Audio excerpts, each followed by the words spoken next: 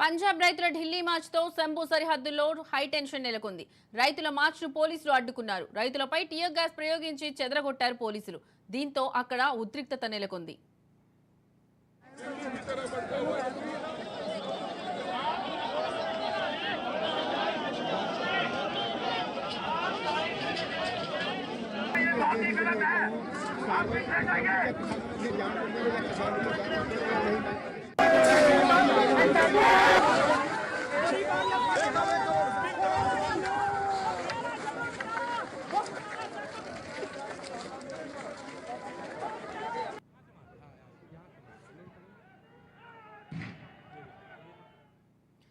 పాదయాత్రను ప్రారంభించిన రైతులను పోలీసులు అడ్డుకున్నారు. నిరసనలు తెలుపుతున్న వారిని చెదరగొట్టడానికి హర్యానా పోలీసులు టియర్ గ్యాస్ ను ప్రయోగించారు.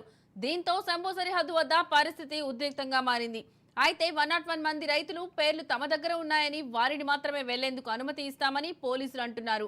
ఆ రైతులు కాకుండా ఎక్కువ మంది వెళ్లేందుకు ప్రయత్నిస్తున్నట్లు పోలీస్ అధికారి పేర్కొన్నారు.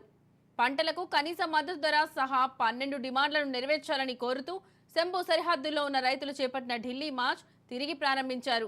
వారిని అడ్డుకునేందుకు బ్యారికేడ్లను ఏర్పాటు చేశారు. సరిహద్దుల వద్ద భారీగా పోలీసులను మోహరించారు.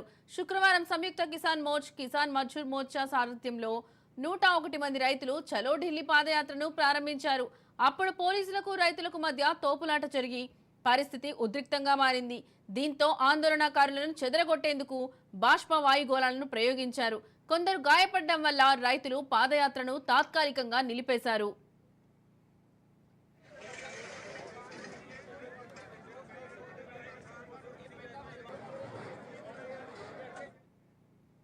పాదయాత్రను ప్రారంభించిన రైతులను పోలీసులు అడ్డుకున్నారు.